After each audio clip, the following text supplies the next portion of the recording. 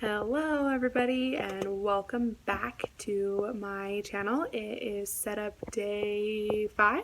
Yeah, pretty sure it's setup day 5. If you're new to this channel, my name is Brittany. I'm a 2nd grade teacher in Utah. This is my 3rd year teaching and I'm in the process of setting up my classroom. I am in the same room as last year, so it hasn't been too much crazy setup, just some minor changes. And if you haven't watched all the previous setup videos, you ought to understand why this pile right here is killing me. So I've decided I'm going to take the pile out into the hallway because it can't be missed if it's not hidden in my classroom. So that's going to be my first thing. Also, I went to IKEA and picked up the shelf for my corner, so we'll build that today. And then other than that, I have a couple posters to finish up and the ominous guided reading rotations board to complete. So we don't have too much to do, but I also don't have that much time. So hopefully we'll get everything done. Obviously, I'll take you along with it. But first things first, we are going to make this pile of junk move so that it has to be gotten rid of by the custodians because I don't want it in here anymore and I can't visualize my space with one whole section of my room filled with furniture and junk that I don't need. So, moving day.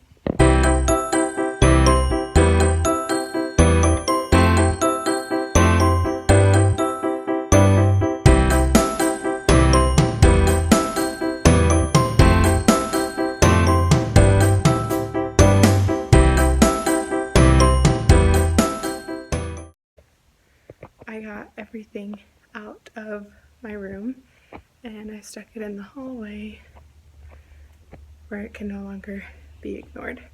So hopefully that will all get cleaned up, but I am loving the fact that I can actually see my space now. Look at how open it is. So now I'm gonna have room to put the new dots on the floor and I can see the tables. Oh, I forgot how much space I had in here. I know not many teachers have this big of space, and I'm incredibly grateful that I do. But this helps me see what exactly needs to get done. Those are textbooks that need to be put away. That's the stuff that's going in their desk. That's the IKEA shelf I'm building. I did go ahead and switch out the big table I had back here for a desk because I'm not going to have any stools at this table anymore because I put all the stools on my guided reading table. So I didn't see the point in having a big, huge desk when nobody could even sit there. And I bought this dish rack from Walmart to store the iPads and Chromebooks in because they fit perfectly in these slots. But then yesterday when I was at IKEA, I found these, which are much cheaper, and I like these better. So we'll use these to stick the iPads and Chromebooks in, and those don't need a whole table, so those will just go in that space. So I can return that other bin to Walmart. Holy cow, I am still breathing really hard. So since I'm already starting to get gross and sweaty from all my hard work, I think I'll build the IKEA shelf next. So here we go.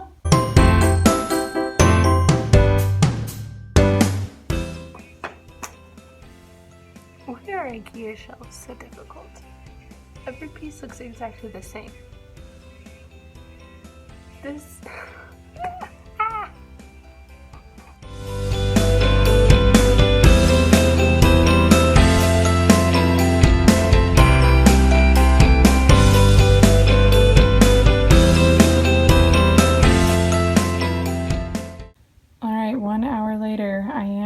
victorious. I got the whole shelf put together.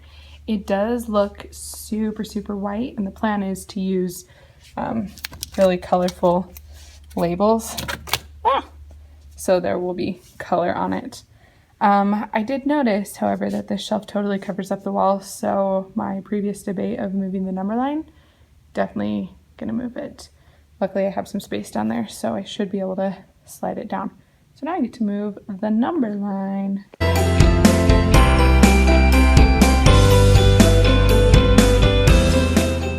Okay, so I am currently tackling the dreaded rotation board, which I have been avoiding ever since day 1 of this process because it's just complicated. So this year, instead of displaying day by day and switching out the groups every day, I'm going to show the entire week's worth because this summer I exhausted all my brain cells creating a plan of who would go where when to make it so everybody got about equal time at every different rotation option, and I saw all the groups I needed to see the number of times in the week that I needed to see them. That shelf looks really good back there.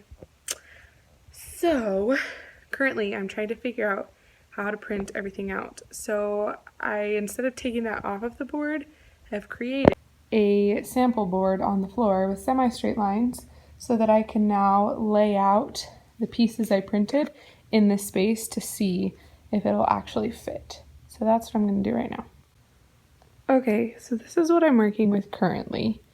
So I would show the different days and the various rotations, their group color, because I don't really want to put numbers on. I feel like if I put numbers on, that's way too many reading aspects. That means each of those squares would have their little group color in it, and I'm worried that those might be a little small. Okay, I reprinted them out. So I made the boxes rectangular instead of square so that I could make the fonts bigger. And I think this is gonna work.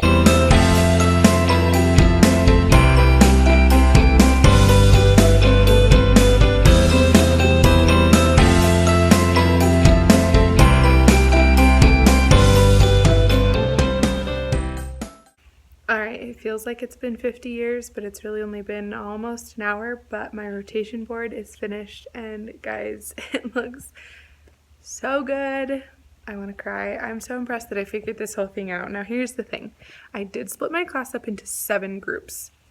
So far, like I have the availability for 7 groups. It is a distinct possibility that I won't need 7 groups.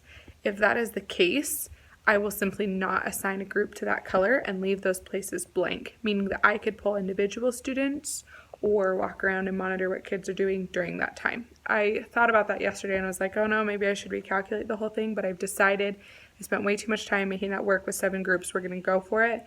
And if I decide to do less than 7 groups, we'll just have some holes in there and that's fine. So I've set the whole thing up for 7 groups. The schedule will stay consistent every week. We're not going to move who goes where.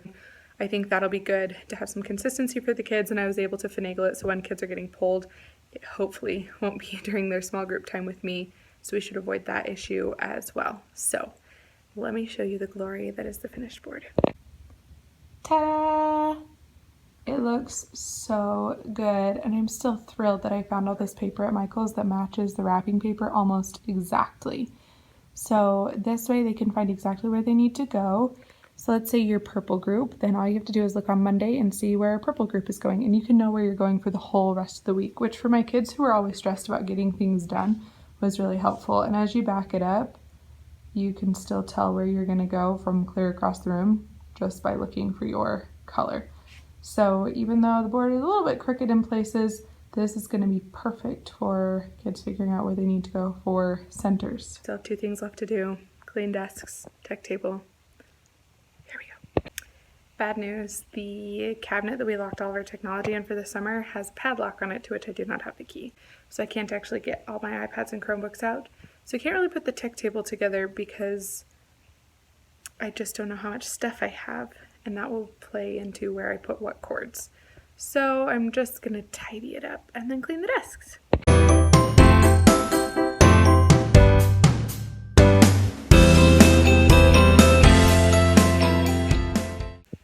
Did I mention that you should never wash your desk with shaving cream? I must have really messed it up because I know tons of people do this at the end of the year, but my desks are disgusting. So I wiped all the tables with Lysol and they were still disgusting. So I went and got a sponge and a container of soapy water and washed every single desk with sponge and soapy water. And the water came out like a milky white from all the shaving cream residue. So then I rinsed them all with just water and a sponge. Again, the water was a little bit cloudy, so I'm hoping that that will be sufficient. I'm leaving them to air dry, which means I cannot put all the stuff on each person's desk, but I've consolidated it to one place. And I need to get out of here because my cousins are in town and they want to hang out. So let me show you the status of the classroom, what we've gotten done today, and give you kind of an idea of the last couple things I want to finish. I just want to remind you that all of this was in my room this morning, but I got it out because I don't want it in there. So that left, and this is the current status of the room. So everything on that back table that you can sort of see back there is stuff that will go on each kid's desk. We built the IKEA drawer system. I cleared off that list of stuff to do on the board. These are the things that are paperwork type items that I need to finish. We wiped all the desks, got them completely clean. We started setting up this tech table. I'm saying we, like you guys helped me, but you didn't. So sorry, I'm just gonna take all the credit now. I got the tech table ready to go. And like I said, I don't know how many I have, so I couldn't start plugging these in because I don't know if I need to hook this up on the side or have an extra power bar or what. So they will all go in those racks. And then the glorious glory of today, I got this board done and it looks great. So that's ready for rotations. And I'll have you notice that I did not finish this off in beautiful fashion. This is not Instagram worthy. You can still see the pieces of tape from where I hodgepodged it together. I did hot glue these down so they don't come up. And then I just taped these on because you know what? That is good enough. And it actually turned out pretty dang good. So that wall is finished. I have all the stuff for the labels for everything in this bucket to come home with me.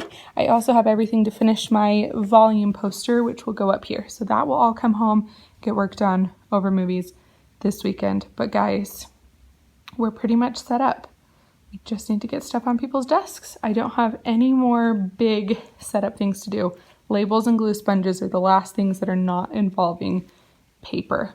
I am pretty proud of how this room is looking for this year. Don't worry, I will give you a classroom tour, one of those ones that walks you through every little detail that you probably don't actually care about, but is really useful for me because as I discovered this summer, as I got ready to start making stuff for my classroom while I was away, I went back and watched my classroom tour video to kind of see the layout of the space to figure out what I needed to make. So I'll be doing it for my own personal records and you may enjoy it if you'd like to. But I need to get out of here because it is 4:30 and I got here at what, like 11 o'clock? I've been here for too long. So I'm going to take my big pile of things, I'm going to go home and I'm going to enjoy my weekend cutting out and putting together labels for everything else in my classroom. Thank you so much for enduring these crazy videos and supporting me in this adventure. Don't forget to subscribe. We've got a lot of new people joining us to this experience. That didn't make any sense. We have had a lot of new people join this channel and I'm super glad to have you guys along and excited to share with you what happens this year. If you haven't watched any of my videos previous to this, you should go back and watch some of them just so you kind of get an idea of what you're getting yourself into. Also, don't forget to hit the notification bell because unlike YouTubers, I'm just doing this as a hobby and so it just kind of happens sporadically and so you'll never really know when a new video is coming if you haven't hit the notification bell. Let me know if there's anything you've thought of as I'm walking around that I could do to fix problems I've been having or just thoughts you've had on what I've been doing in general. Also let me know if you have any questions. I'm happy to answer those. Alright, I've talked way too much so I'm gonna leave you now.